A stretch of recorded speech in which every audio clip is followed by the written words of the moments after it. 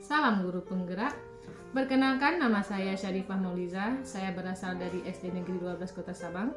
Saya CGP Angkatan 11 dengan Fasilitator Aceh Ibu Sri Banun dan PP Bapak Jas Sabang Iman Suhada.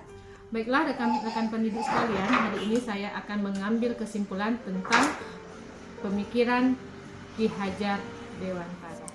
Tujuan pendidikan menurut Ki Hajar Dewantara adalah mendidik dan mengajar adalah proses memanusiakan manusia, sehingga harus memerdekakan manusia dan segala aspek kehidupan, baik secara fisik, mental, jasmani, dan rohani. Tugas utama seorang guru yaitu memberikan ruang kepada peserta didik untuk mengenali jati dirinya sebagai individu, makhluk sosial, dan ciptaan Tuhan yang memiliki potensi beragam. Filosofi pendidikan karakter menurut Ki Hajar Dewantara dibagi dalam 4 aspek utama. Yang pertama, olah pikir. Yang kedua, olahraga. Yang ketiga, olah rasa dan karsa. Dan yang keempat, olah hati. Aspek olah pikir. Untuk menyemai karakter kebangsaan, dimensi olah pikir bisa diwujudkan dengan menumbuhkan gerakan literasi di sekolah. Tidak hanya dilakukan guru mata pelajaran bahasa dan sastra atau ilmu sosial, tapi juga oleh guru seni, prakarya, ilmu alam, bahkan agama dan olahraga. Membiasakan murid berpidato atau membaca puisi salah satu penanaman literasi yang dapat dilakukan. Aspek olahraga. Olahraga dapat membentuk karakter anak untuk disiplin, pantang menyerah, percaya diri, dan sportif. Dalam bait lagu nasional kebangsaan kita ada berbunyi, bangunlah jiwanya, bangunlah badannya untuk Indonesia Raya. Maksudnya di sini yaitu anak-anak Indonesia harus sehat fisiknya, memiliki daya tahan dan daya juang tinggi, berprinsip dan disiplin.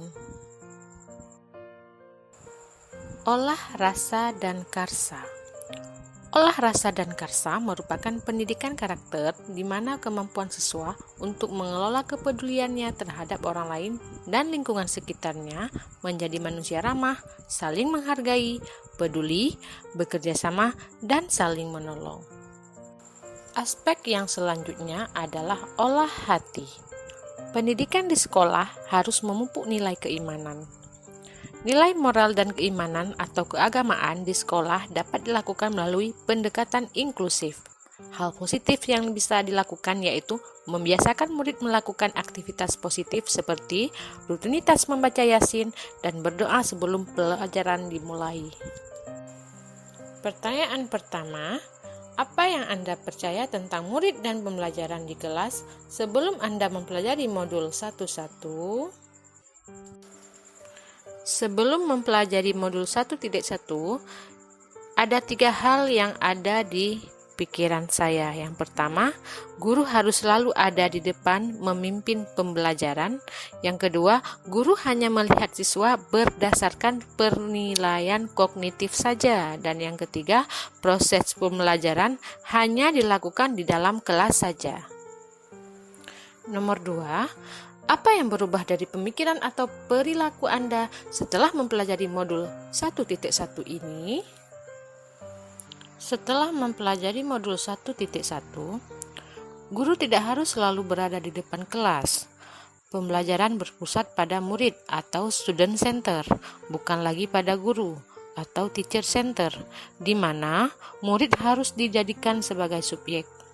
Kegiatan pembelajaran tidak lagi menjadikan guru sebagai satu-satunya sumber belajar, atau kegiatan pembelajaran tidak lagi hanya aktivitas memindahkan atau mentransfer pengetahuan guru kepada murid, tetapi lebih dari itu, yaitu murid harus terlibat aktif menjadi pembelajar, membangun pengetahuan sendiri dengan bantuan dari guru dan berbagai sumber belajar lainnya, sehingga pengetahuan atau pengalaman belajar yang diperoleh menjadi sangat bermakna. Nomor 3, apa yang dapat segera Anda terapkan lebih baik agar kelas Anda mencerminkan pemikiran Ki Hajar Dewantara? Ada 3 hal yang dapat saya terapkan. Yang pertama, membuat kesepakatan kelas atau kesepakatan belajar bersama murid. Murid bebas memberikan kontribusi dan pendapat apa yang mereka inginkan dan menjadikan kesepakatan bersama. Yang kedua, menerapkan pembelajaran abad 21 dengan berpikir kritis, komunikatif, dan berkolaborasi. Dan yang ketiga, memberikan materi interaktif supaya pembelajaran lebih menyenangkan dan siswa bersemangat dalam mengikuti kelas. Kesimpulan yang bisa diambil dari pembelajaran modul 1.1 ini, tugas utama seorang guru ialah memberikan ruang kepada peserta didik untuk menemukan jati dirinya sebagai individu, makhluk sosial, dan ciptaan Tuhan yang memiliki potensi beragam. Guru harus menjadi teladan yang baik karena sosok guru dapat dipercaya dan ditiru.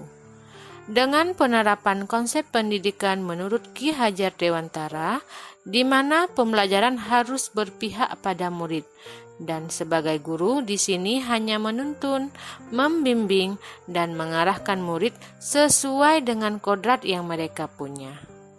Demikian dulu pembelajaran kita pada kesempatan kali ini. Sampai jumpa lagi di kesempatan berikutnya. Terima kasih. Salam guru penggerak.